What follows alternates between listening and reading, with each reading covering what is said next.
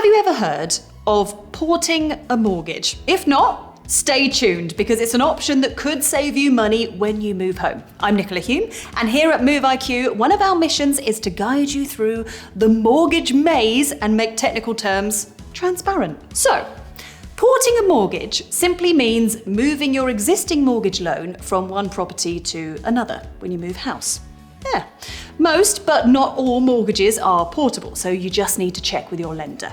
Now, why would you want to port your mortgage? Well, if you're happy with your lender and the deal that you're on, then you might want to keep your current mortgage and transfer it to your new home. All of the existing terms and conditions go with you when you move.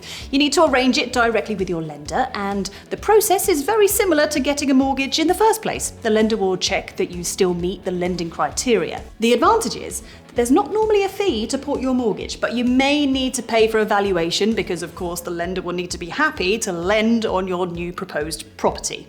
Porting a mortgage can be a good way to avoid early repayment charges if you are tied to a fixed rate and would have to pay a fee to leave the deal. Equally, it can be a smart option if you've got a good fixed rate or terms that you want to keep. Now, mortgages can be complicated, as we all know, so before you dive into porting, we strongly recommend that you get a mortgage broker on side to help you run the figures and see if porting is definitely the most economically sound choice for you. There is a link with this episode that will connect you to our recommended mortgage advisors. For instance, just because your mortgage is portable, it doesn't mean that you can always port it to another property at any time. Your lender may turn down your porting request if your income or if your employment has changed, or if your financial commitments have increased and you fail the affordability assessment.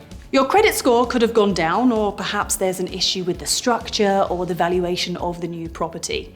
If you're porting to a more expensive property, you'll need to top up your mortgage with additional borrowing. This is likely to be at a higher rate than your current mortgage, so in an ideal world, you'll have savings to cover the price difference. Does that mean that porting to a cheaper property is a done deal? Well, in this case, you could be in a position to reduce your mortgage amount, but be aware that decreasing your mortgage could trigger early repayment penalties.